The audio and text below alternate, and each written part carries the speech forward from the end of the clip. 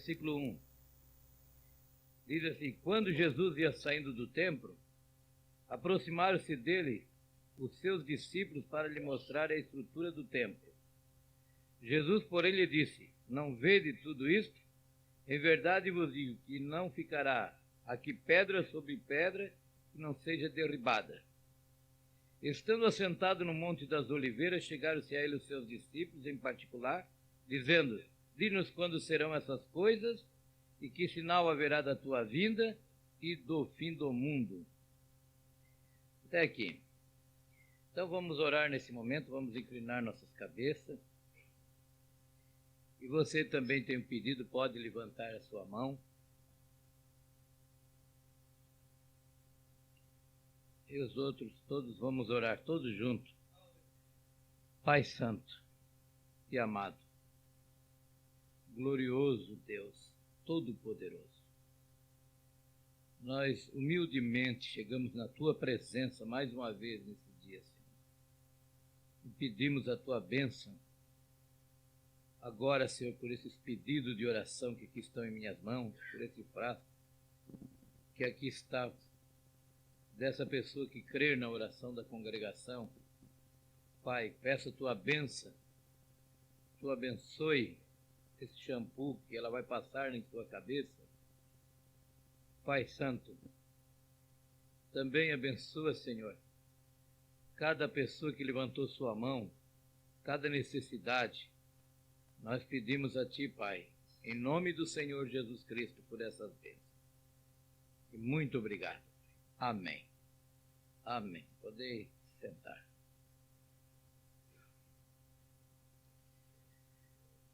Amém. Irmã Malha, tem um hino para cantar para o Senhor? Entra aqui, cantar o hino. O pródigo, filho pródigo.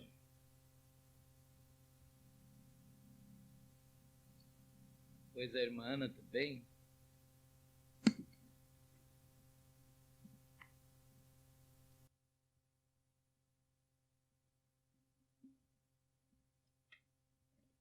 Meu pai, me dá meu dinheiro, que eu vou pro mundo além.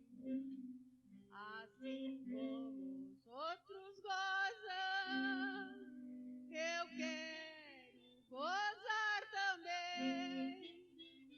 Toma o meu filho dinheiro, rogo que Deus te abençoe. Tens ternos finos e puro linho, que aquele moço se foi.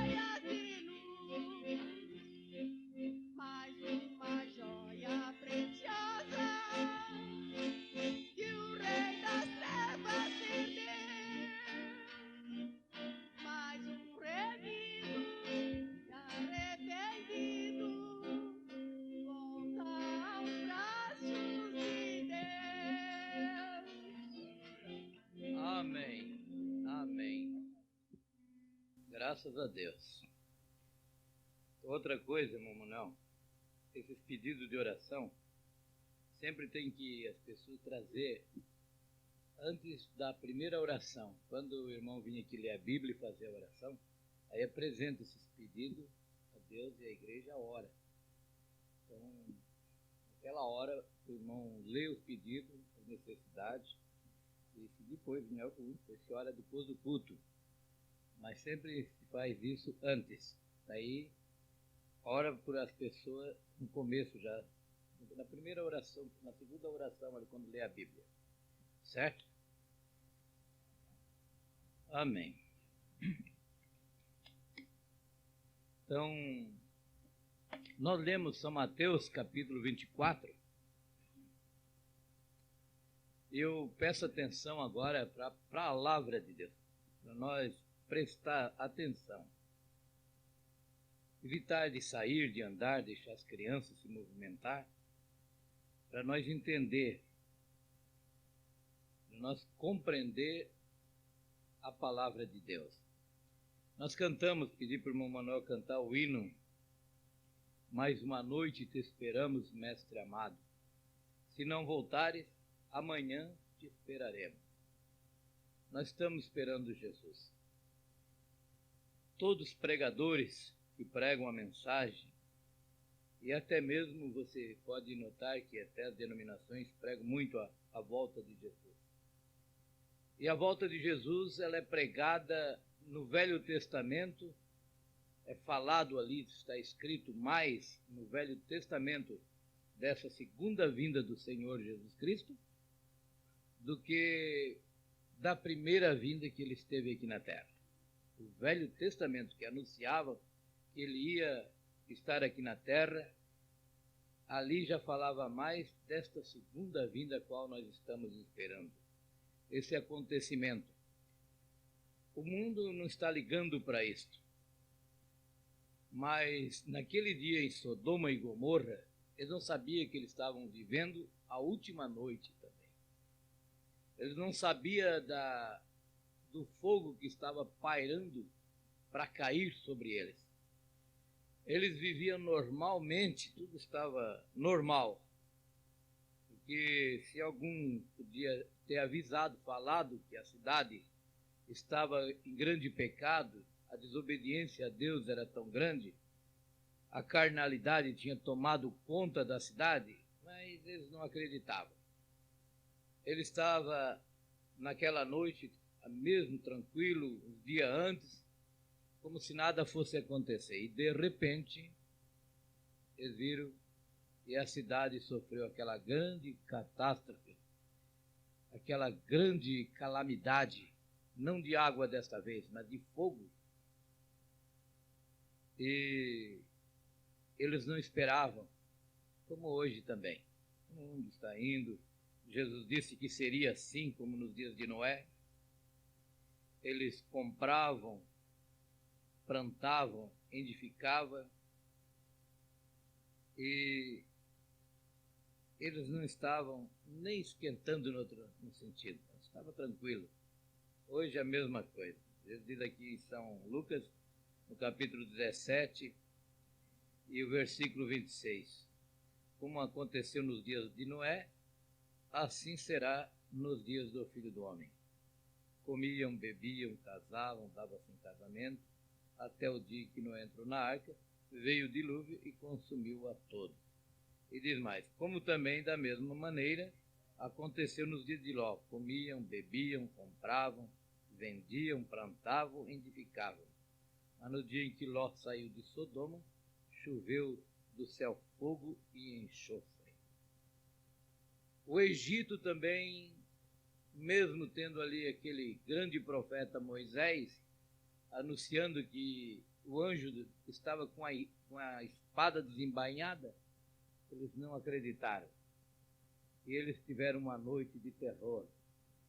Uma noite que todo primogênito morreram por desobediência, por o coração de um homem estar endurecido e não deixar o povo de Deus sair. Então, você pode notar, todos os acontecimentos que aconteceram, primeiro, teve que o povo de Deus sair para depois acontecer. Nos dias de Noé entrou na arca com a sua família. Daí veio o dilúvio, que consumiu a todos. Em Sodoma, enquanto Ló estava ali dentro da cidade, também não aconteceu. O fogo não caiu enquanto eles estavam ali dentro. Dois anjos, tiveram que apressar Ló e a sua esposa e as suas duas filhas a sair. Ló tentou tirar genros, namorados da filha dele, tentou. Talvez alguns outros amigos chegados, ele tentou fazer alguma coisa. Ele sabia que ia acontecer o que os anjos falaram. Ele tentou, mas o povo não acreditou. Aí primeiro teve que sair eles da cidade para depois acontecer. Ló e a sua família. Mesma coisa. Sempre foi assim. Então, agora está para acontecer também. Está para acontecer que esse mundo vai cair saraiva de fogo. Esse mundo será destruído, será queimado, que não ficará raiz nem ramo. Mas antes disso tudo acontecer, o povo de Deus tem que sair daqui primeiro. Amém? Então, por isso, nós falamos muito da vinda do Senhor. Paulo falou nos seus dias.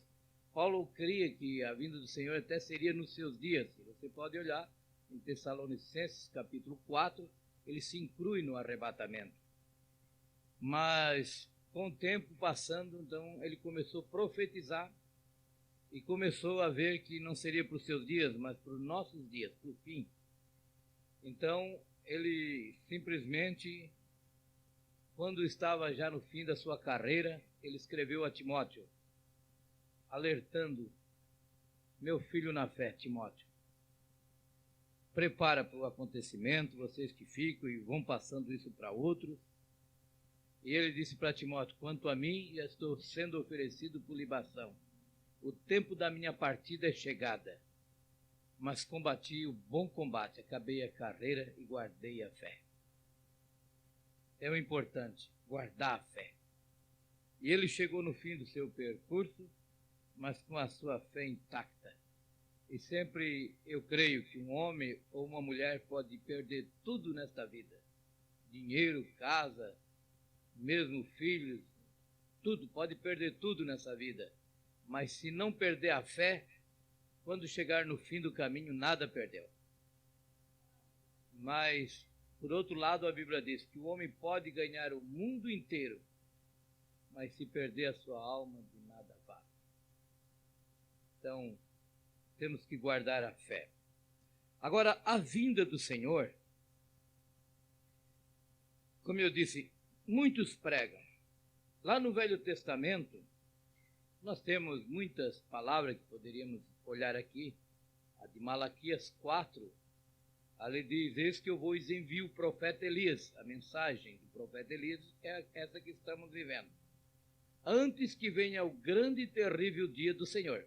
Então, o dia do Senhor, essa segunda vinda, é considerada não glorioso, mas terrível. Porque ai daquele que o seu nome não ser chamado naquele dia. Ai daquele.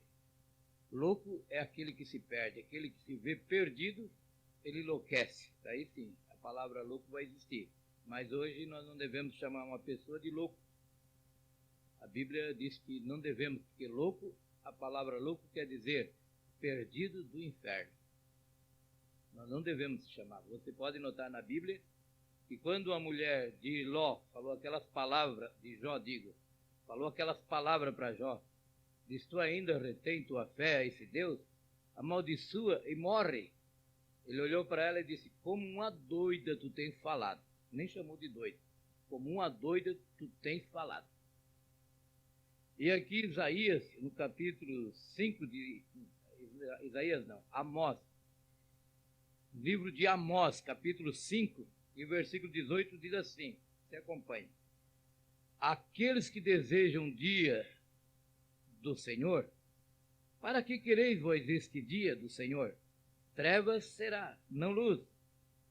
como se um homem fugisse diante de um leão e se encontrasse com ele um urso.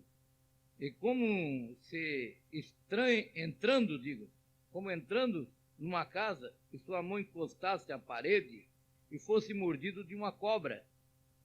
Não será, pois, o dia do Senhor trevas e não luz? Não será completa a escuridão sem nenhum resplendor? Você vê como é considerado a vinda do Senhor. É um dia que não é de luz, é de trevas. Por que quereis o dia do Senhor? Trevas será não luz, como se um homem fugisse diante de um leão e encontrasse luz. Você já pensou o que o profeta aqui compara? Pensou a gente fugindo de um leão atrás da gente e na frente deparar com um urso com os braços abertos aí?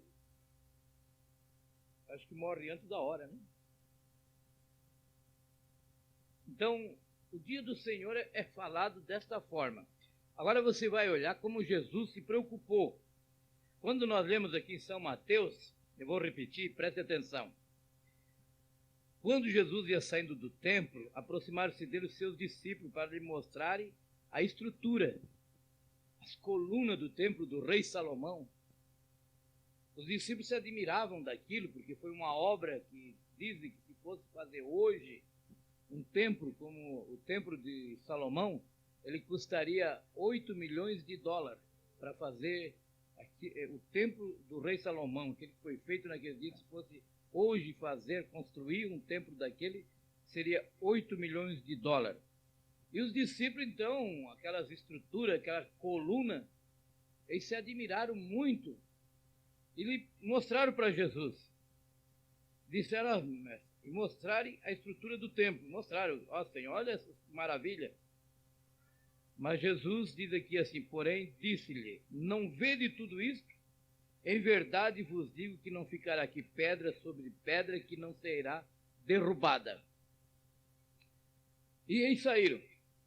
No versículo 13 diz assim, estando assentado no Monte das Oliveiras, chegaram-se a ele os seus discípulos em particular, dizendo, dize-nos quando serão essas coisas e que sinal haverá da tua vinda e do fim do mundo. Fizeram 3 perguntas para Jesus.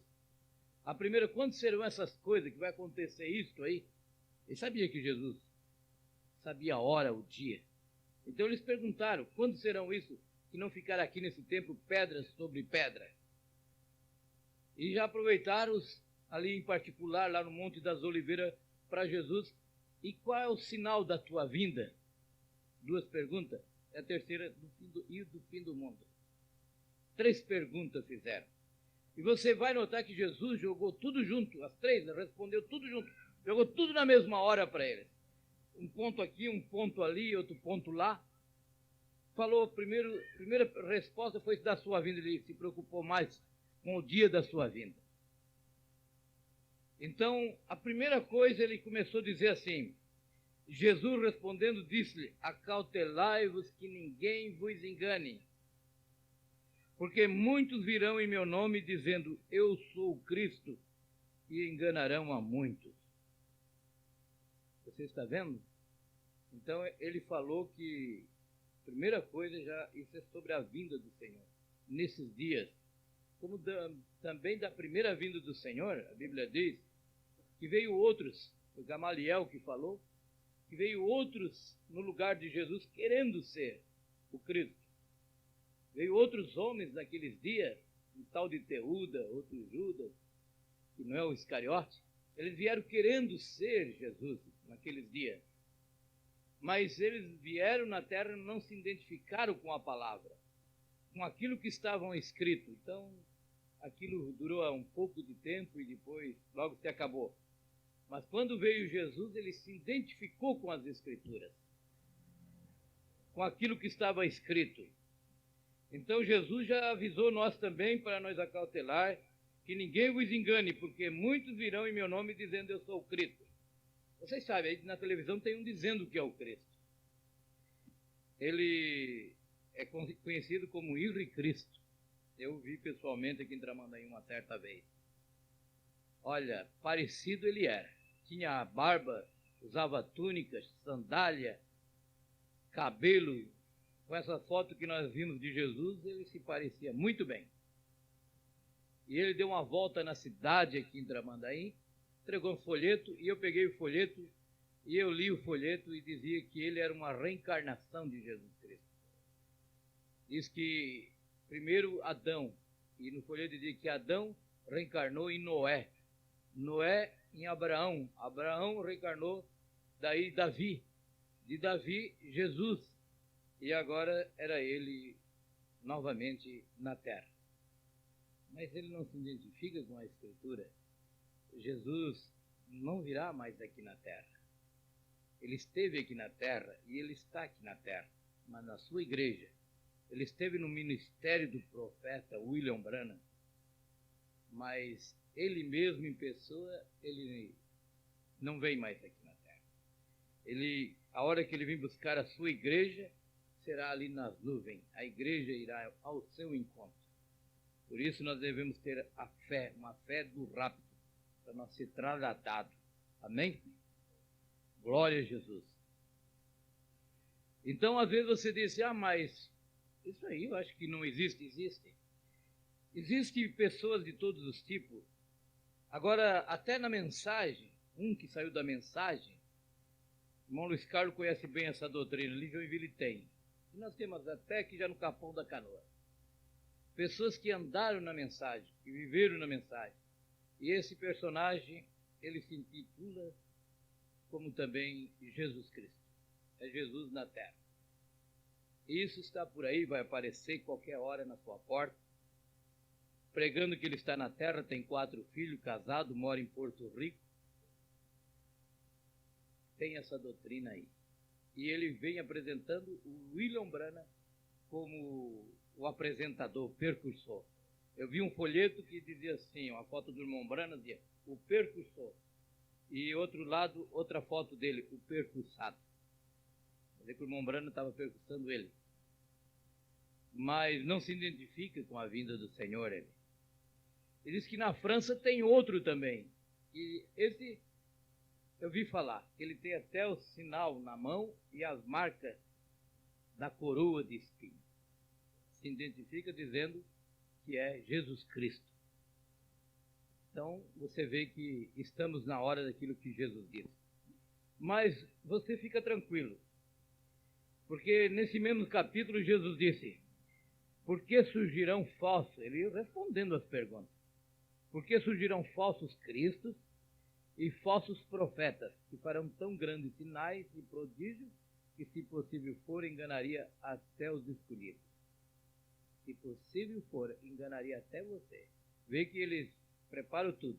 Esse vem até mostrando aquilo que nós queremos ser o percussor. E diz que ele é o percussado.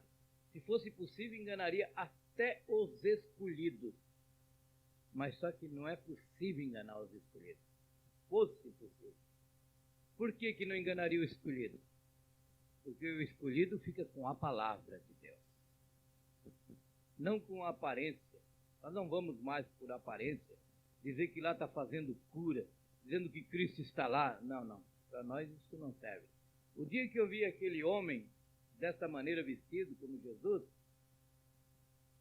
e tinha um mocinho lá de Araranguá comigo, ele olhava para mim, olhava para o outro, não sabia o que fazer. E ficou assim abismado. Eu disse assim, depois que ele foi embora, depois eu pensando assim, se entra um sujeito daquele numa igreja, dessas aí que não tem revelação da palavra, ele entra pela porta assim que estão orando com os olhos fechados, e quando abrir os olhos vê aquele homem lá dentro, olha, vai dar nego desmaiando. Vai dar gente, eu digo no negro e branco também, desmaiando. Vai desmaiar gente mesmo. Vai desmaiar porque o homem era parecido, assim, na aparência. Mas nós não vamos por aparência. Nós vamos pela palavra de Deus. Amém? Então vamos continuando aqui os sinais. Disse Jesus, porque muitos virão em meu nome dizendo eu sou Cristo e enganarão a muitos. E ouvireis de guerras, de rumores de guerras. Olhai, não vos assusteis, porque é mistério, a palavra é necessário que isso tudo aconteça. mas ainda não é o fim. Porque se levantarão nação contra nação, reino contra reino, e haverá fome, peste e terremotos em vários lugares.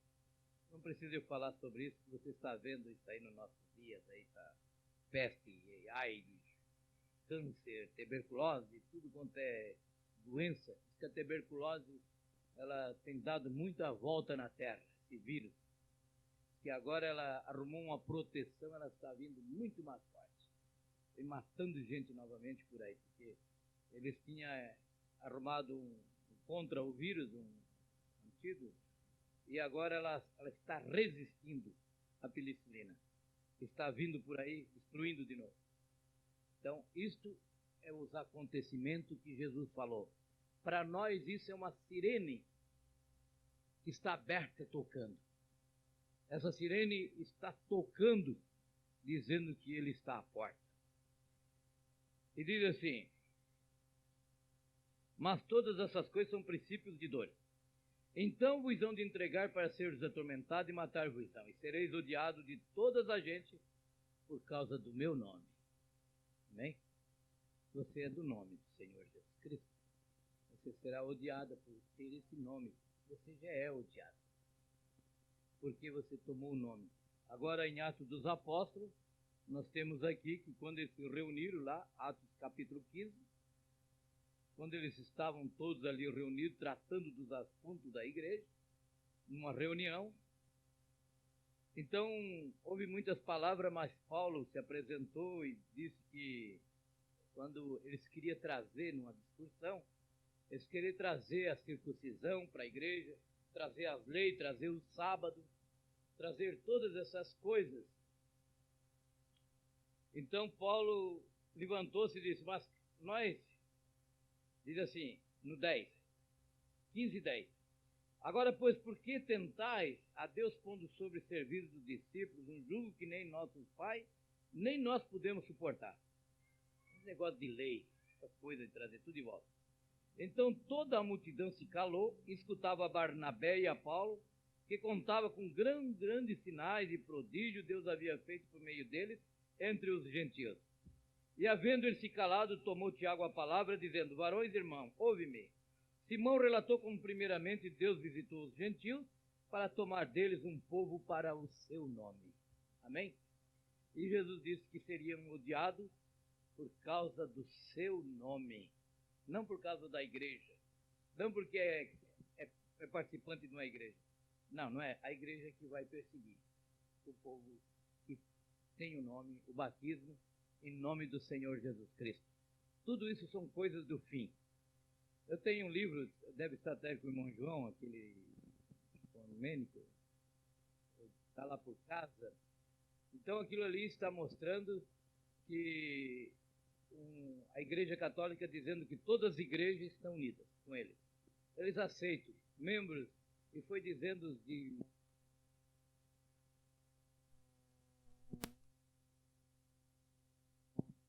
da idealizada Santíssima Trindade. Então eles dizem que não precisa nem ser batizado, se quiser ser participante, membro da Igreja Católica.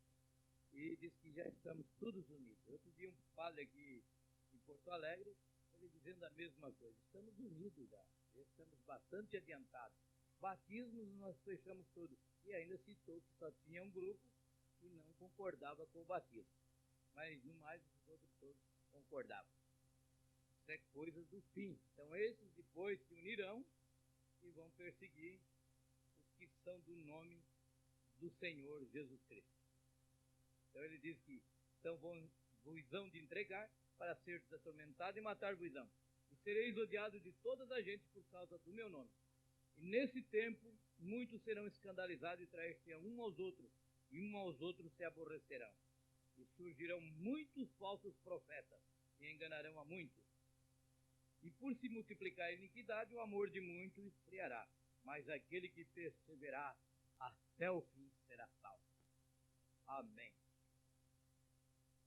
Surgiram muitos falsos profetas. Paulo disse que dentre vós mesmo, não lá de fora, dentre vós se levantarão muitos falsos profetas. Temos até um que saiu dentre nós e está se colocando como Jesus Cristo. Você olha então que a palavra ela não falha, ela é verdadeira. Amém? Aí ele vai, depois ele fala sobre o templo, que bem rápido. Quando, pois, virdes que a abominação da desolação do que falou o profeta Daniel estiver no lugar santo, que lhe entenda. Abominação, você sabe que é essa mesquita de Omar, né? Ela está lá no lugar do templo de Salomão. Eu tenho aqui na capa da minha Bíblia uma foto dessa mesquita, essa aqui, ó. Ela está no mesmo lugar, diz aqui, ó. Construída no local onde se erigiram o primeiro e o segundo templo. A cápsula da rocha é tal como vemos agora. A data do ano de o ano 691 depois de Cristo, que foi restaurada no século XVI e novamente restaurada na década de 60 a 70, naqueles 10 anos. Então, quando por vir que a abominação da desolação de que falou o profeta Daniel estiver no lugar santo, quem lê entenda. É aquela mesquita que está lá. Então, que estiverem na Judéia, agora ele começa a responder a primeira pergunta.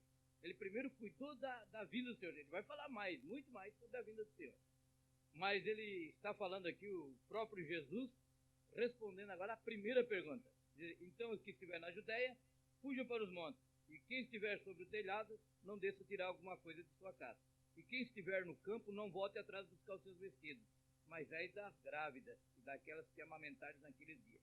Orai para que a vossa fuga não aconteça no inverno, nem no sábado, porque haverá tão grande aflições como nunca houve desde o princípio do mundo até agora, e nem haverá. Por quê?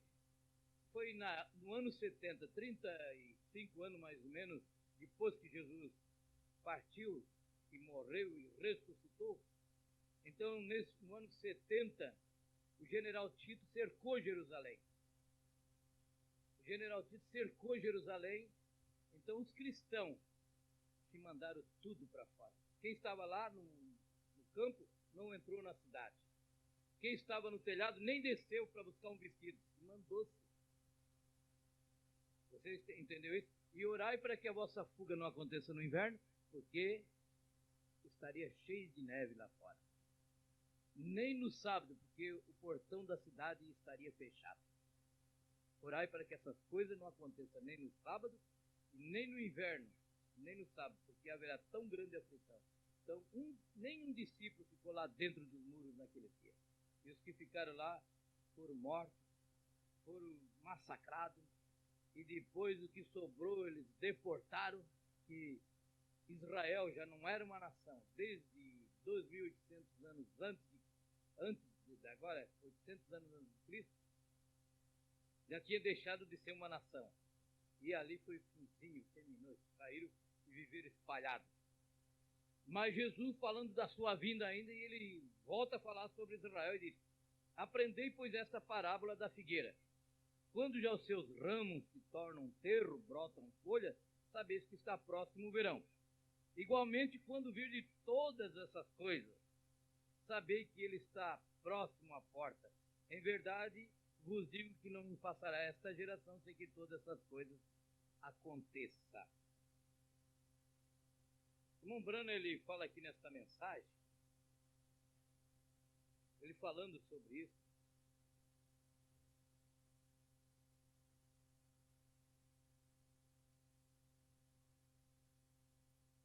ele fala que da figueira, a parábola da figueira. Ele diz, se você ler na revista, ó, como eles mandaram aviões grandes lá no Irã para lotar esses aviões com judeus, havia milhões deles que estavam lá desde que foram levados cativos para a Babilônia. Eles estavam há 2.500 anos, eles foram deixados lá. Ele estava lavrando a terra com um instrumento velho de madeira. Eles não conheciam nada acerca de Jesus sobre a terra. Eles não sabiam nada senão a tradição judaica, pelo qual eles tinham vivido. Então, Jesus está falando aqui, aprendei, pois, a parábola da figueira. Quando fala em figueira, todos sabemos que é Israel. Eles estiveram dispersos por 2.800 anos. Antes de Cristo, eles foram levados para a Babilônia, escravos. A nação acabou ali. Aquela bandeira que estava lá de Davi nunca mais tremulou. Agora, depois do ano 48 que passou a Segunda Guerra Mundial, eles voltaram para lá.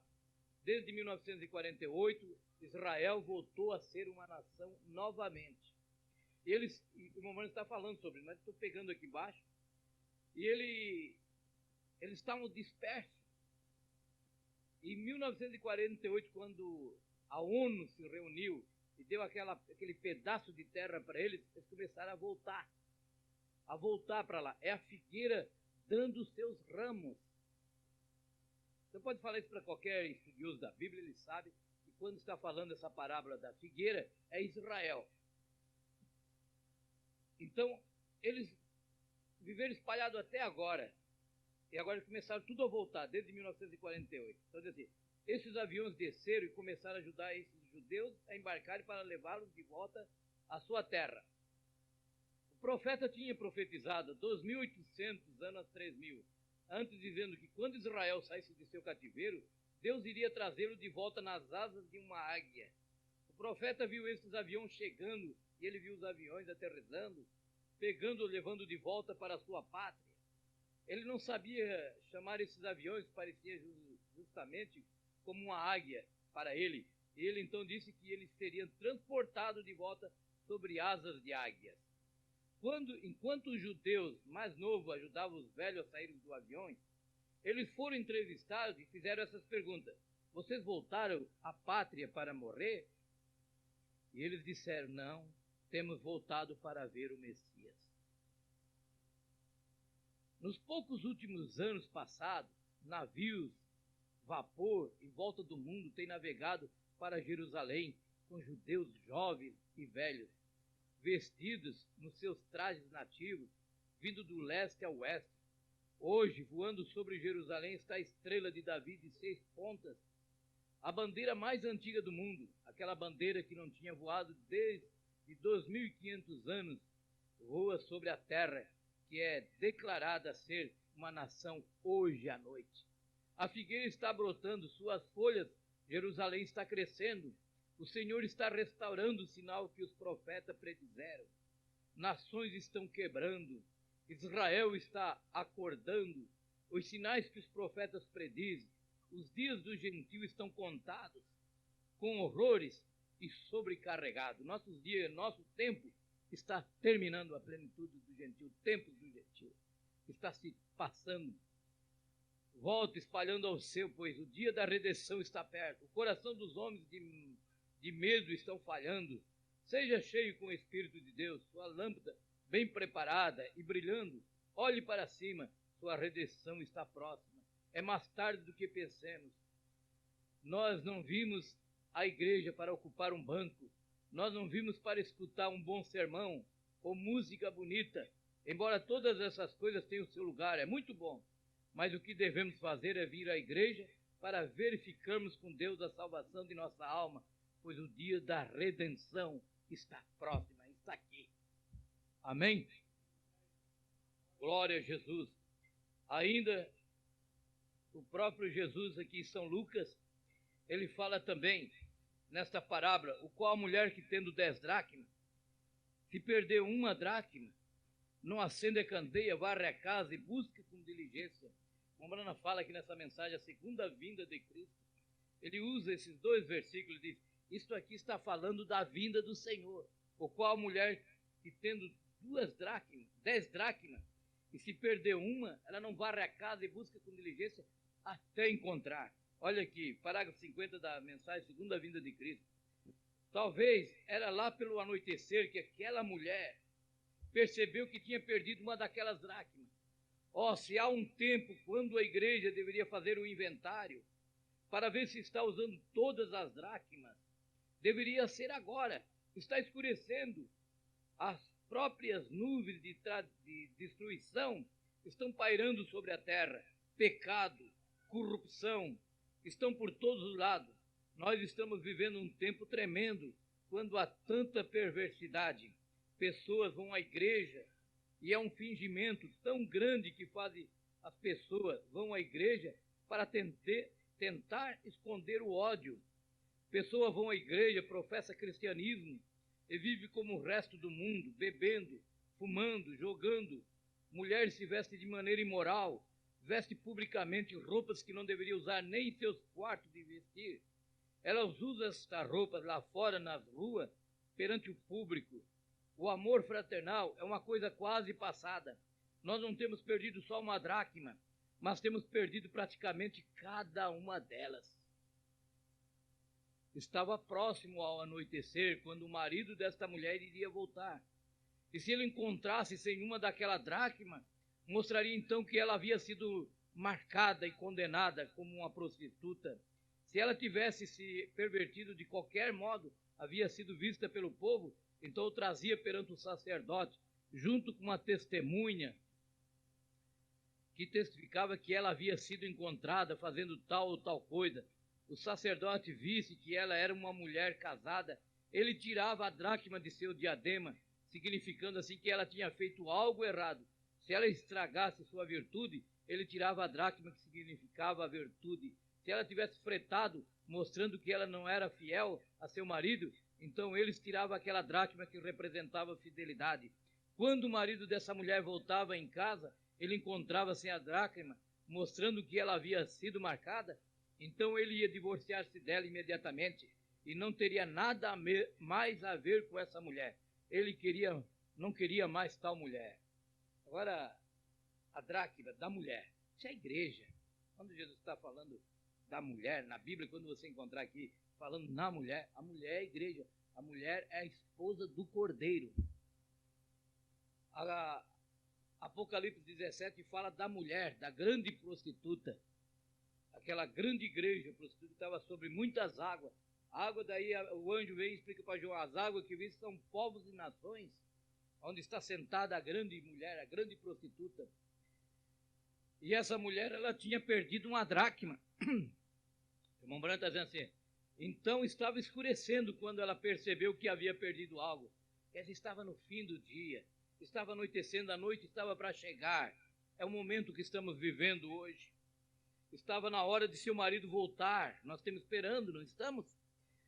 Aleluia, para casa, pois estava ficando tarde. E a igreja deve estar examinando a si mesma através da palavra de Deus. Já está na hora de fazermos inventário de nossas pureza, lealdade, devoção, pois temos tornado, diz o irmão Brana, eu gosto, o irmão Brana se coloca com todos. Pode olhar aqui, eles temos se tornado em um mexeriqueiro, um boateiros, fumantes, caluniadores, Jezabéis pintadas. Se em tudo que está no calendário que o resto do mundo pratica, a igreja cristã está praticando, associada a tais coisas hoje, até que a gente mal pode distinguir uma da outra, está ficando tarde. Aleluia! A nossa atenção está sendo chamada. Está ficando tarde, é hora de nós preparar nossas vestes, olhar como está. Você pode olhar um casamento, o casamento está para acontecer, o noivo está vindo. E um casamento, você pode notar, quem que atrasa-se no casamento? Nós temos acostumado a ver casamento, às vezes o noivo vem, fica no altar esperando, esperando, e a noiva não aparece. A noiva fica se aprontando, e falta uma coisa, falta outra, e pode notar, parece que é um costume atrasar casamento. Marca para 6 horas, o noivo está lá às 6 horas, mas a noiva dificilmente ela chega na hora marcada. E o que está acontecendo agora é a mesma coisa. O noivo está pronto. Ele está esperando a sua noiva, a igreja, se aprontar. A hora que nós estiver pronto, todas as dracmas no lugar, nossas vidas consagradas, ele virá buscar. Amém? Para o casamento. Está ficando tarde. De fato, era tão tarde que ela até precisou acender uma candeia, o qual a mulher que tendo 10 dracmas, se perder uma dracma, não acende a candeia, não varre a casa e busque com diligência. E era tarde, ela acendeu a candeia é uma luz. Ela não somente acendeu uma vela, mas pegou uma vassoura e começou a fazer uma limpeza geral. Ó, irmão, se há uma hora que necessitamos acender uma luz, enviando para longe tudo, mas acender a luz do Evangelho, o Espírito Santo acendendo-o novamente dentro da igreja. É agora. Não algum fanatismo feito emotivamente, pulando de alegria, mas numa experiência de aniquilação de coração, até que homens e mulheres consertem-se com Deus. Isto é certo, estamos no fim do tempo. Aleluia. E essa mulher acendeu uma vela para iluminar a escuridão, para que ela visse, irmão, cada velinha aqui dentro deve estar acesa hoje à noite. E não somente isso, mas ela também pegou uma vassoura e começou a fazer uma limpeza em sua casa. É hora de nós fazer limpeza também. Ver se está tudo no lugar, ver se não tem muita sujeira dentro de casa. Se tiver sujeira, vamos tirar para fora. Pois ela estava num tempo de limpeza geral. Verdadeiramente o marido dela estava para chegar. E se ele chegasse e encontrasse ela faltando aquela dracma, então isso significaria que ela estava fora, era uma prostituta. Irmão, nesta grandes hora em que estamos vivendo, agora cabe nós, igreja do Deus vivo, verificamos, indo perante Deus, acendendo a luz da palavra, do Evangelho, examinando nós a nós mesmos para descobrirmos se estamos em falta, especialmente quando vemos todas essas coisas acontecendo. Aleluia! Nós temos todos os sinais. Temos vendo a hora que nós estamos, sabemos que é o fim, estamos no fim do dia, especialmente quando vemos todas essas coisas acontecendo, então sabemos que estamos no fim do tempo, a vinda de Cristo está próxima. Não podemos ficar brincando de igreja, não. É hora de nós levar isso a sério. E sabemos que temos um compromisso com o noivo. E ele disse que vinha, ele vem. Não existe nenhuma outra esperança no mundo para a igreja. E repare, a igreja está errada. A igreja não tem mais consciência. Você quase não pode acordá-los. A Bíblia diz que eles iriam chegar a essa condição quando iria dizer: ó, meu Senhor, tarda virá. No mesmo livro de São Mateus 24:48, a Bíblia diz que seria indivíduos, iria devorar um aos outros, brigando entre si. É chegada exatamente aquela hora, tudo está pronto, as páginas estão viradas, está pronto para a vinda do Senhor Jesus Cristo. Jesus diz aqui, isso no mesmo livro aqui de São Mateus, você pode olhar. Porém, aqueles maus servos e disseram consigo: o meu Senhor tarda em virá. Quer dizer, muitos estão falando na vinda do Senhor, mas não está vivendo. Irmão Branco, nós temos que pregar até como Jesus vem amanhã, mas viver como ele vem hoje. Você pode até falar, e porém ele dizia, o mau servo, Jesus está dizendo aqui, aquele mau servo disser consigo, para ele mesmo: o meu Senhor tarda em virá, e começar a espancar os seus conservos, e a comer e a beber com os tumulentos, virá o Senhor daquele servo num dia em que não espera, e a hora em que ele não sabe, e separá-lo-á, e destinará a sua parte com o hipócrita, e ali haverá pranto e ranger de dente. Então, o servo infiel, quem pois é o servo infiel e prudente que o Senhor constituiu sobre a sua casa, para dar o sustento a seu tempo? Bem-aventurado aquele servo a quem o Senhor, quando vier, achar servindo assim. Prudente, fiel. Em verdade vos digo que o porá sobre todos os seus bens. Mas o mau servo será diferente. Isso nós temos vendo, espancando o que é. Só querendo arrancar dinheiro do povo. É espancamento isso. Leva o povo na emoção, no temor, no medo. Esse é o mau servo. Mas aquele bom servo que fica cuidando, mostrando a luz da palavra, dizendo que o que é errado é errado, o que é pecado é pecado. Não botando paninho quente por cima, mas o que é errado nós temos que se colocar, e seja para Pedro ou para Paulo, seja para quem for, é errado. Amém? Nós estamos chegando àquela hora. Foi cantado aqui também, como foi nos dias de Noé, como foi naqueles dias, assim seria esse dia. Foi aquele hino, o 228? Foi cantado. Vamos cantar novamente.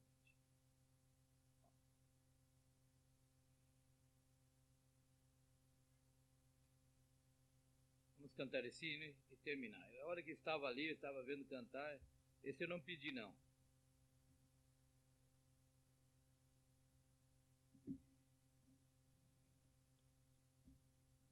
Foi nos dias de Noé, dia de Sodoma, que fogo tudo terminou. Mas, porém, não houve agonia como esse dia que vem o Senhor. Qual é o número dele?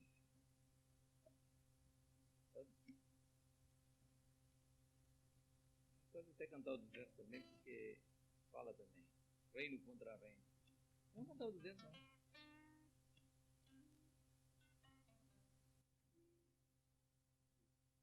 Aí não é aquele, é outro. Deixa as nuvens já no horizonte, escurecendo o azul do céu. Recordais do sermão do monte, quando o mestre doutrinava o ser. Peste, fome, rumores de guerra, reino contra reino a lutar. Este evangelho em toda a terra é mistério agora anunciar. Como no dilúvio antigamente, como impedem sem Deus pensar, mas o castigo vem de repente, quando a arca de Deus se fechar. Peste, fome, rumores de guerra, reino contra reino a lutar. Este evangelho em toda a terra é mistério agora anunciar. Em Jesus se cumpre a profecia, o amor de muito esfriará, mas quem vive alerta e vigia, da tribulação escapará. Peste, fome, rumores de guerra, reino contra reino a lutar. Este evangelho em toda a terra é mistério agora anunciar. Nos sinais falai aos perdidos que Jesus vai se manifestar.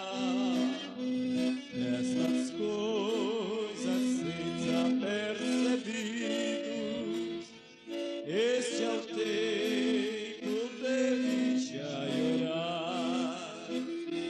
Peste, fome, rumores de guerra, reino contra reino a lutar.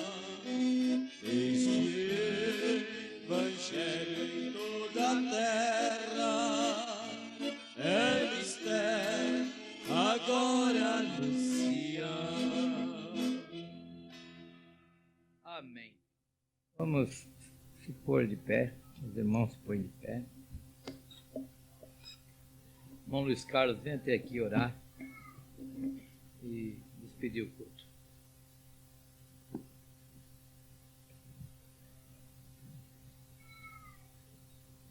Amém. Senhor Jesus Cristo, em nome do Teu Filho amado, Deus, nós queremos, Senhor, agradecer a Ti por, Senhor, ter tido misericórdia de nós. Tem nos dado este aviso que o Senhor já está, Senhor, a caminho.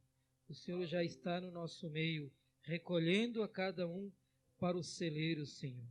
Ó Pai, nós sabemos que o joio vai ser queimado, mas o trigo vai ser levado para um celeiro. Ó Pai, nós rogamos a Ti a Tua misericórdia sobre aqueles que ainda não ouviram esta mensagem e aqueles que estão ouvindo, Senhor. Que o Senhor possa tocar nos corações, que eles possam, Senhor, ó Deus, se despertar, ser batizado em nome do Senhor Jesus Cristo, para se preparar para aquele grande dia, o dia do arrebatamento. Pai, nos leva de volta para os nossos lares, leva cada um dos teus filhos, Senhor, guarda debaixo das tuas mãos poderosas, não deixa o inimigo, Senhor, ter vitória na vida de nenhum dos teus filhos, Pai. Em nome de Jesus Cristo nós te pedimos. Amém. Amém. Amém. De madrugada, ainda escuro, eu já buscava a face do Senhor. Madrugada, ainda escuro, eu já buscava a face do Senhor. Senhor, Senhor, toma conta de mim, resolve os meus problemas, eu entrego tudo a Ti. Senhor, Senhor, toma conta de mim, resolve os meus problemas, eu entrego tudo a Ti. Madrugada, da escuro, já buscava a face do Senhor. Madrugada, da escuro, eu já buscava a face do Senhor. Senhor, Senhor, toma conta de mim, resolve os meus problemas, eu entrego tudo a Ti. Toma conta de mim, resolve os meus problemas, eu entrego tudo a Ti. Oh, glória! Vamos cantar, vamos aprender. Eu nunca mais tinha ouvido esse corinho. Lá na casca, a irmã Laurinha puxou, uma velhinha de 80 anos, puxou esse corinho. Senhor, Senhor, toma conta de mim, resolve os meus problemas, eu entrego tudo a Ti. É isso que você deve fazer, entrega a Jesus os seus problemas. Não esquenta a cabeça, não fica brincando, não fica lutando, deixa que Jesus resolve os seus problemas. Amém? De madrugada,